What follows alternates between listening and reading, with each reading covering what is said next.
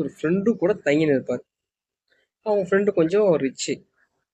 என்ன பண்ணுவான், ஒரு இடத்துல வேலைக்கு போவான். அப்பதான் இந்த சீன்லாம் நடக்கும். ஒரு வயசானவர் பார்ப்பான்.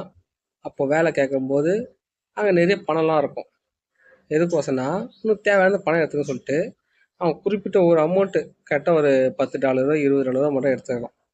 ஏன்னா அவன் வருஷலோ பஸ்ஸில் வந்திருப்பான். அப்போது அவங்க ஃப்ரெண்டு கிட்ட கடன் வாங்கியிருப்பான். அந்த கடனை கொடுக்கறதுக்கோசம் மட்டும்தான் அந்த பணத்தை எடுத்துக்கிறான். தன்னோட சுயநலத்துக்காசும் எடுக்கல. ஸோ இதனாலேயே இந்த ஆஃபரை நம்ம ஏழை ஹீரோவுக்கு கொடுத்துட்றாங்க. அவனை கொண்டா யோசிச்சு சரின்னு சொல்லிடுறான். கொஞ்ச நாள் கழிச்சு அந்த கிழவனும் செத்துடுறான். அப்போது அந்த வீட்டில் நிறைய பேர் வேலை செஞ்சுட்டு இருக்காங்க. அதுலேருந்து ஒரு 10 பேர் கோட் சூட் எடுத்துன்னு நல்லா பந்தமான காரில் நம்ம ஹீரோவை கூட்டின்னு போகிறாங்க. போக சொல்ல ஹீரோக்கு என்னாச்சு, இறந்துட்டாரா, எப்படி இருந்தா சொல்லிட்டு சொல்லும்போது தூக்கத்தில் இறந்துட்டாங்க எதுவும் கதை சொல்கிறாங்க. அங்கே போயிட்டு அவர் இறந்து கிடக்குறாரு. எதுனா டேபிள் மேலே அவர் படுக்க வச்சுருக்காங்க. அவர் மேலே ஃபஸ்ட்டு பிளேட்டில் சாப்பாடு வைக்கிறாங்க.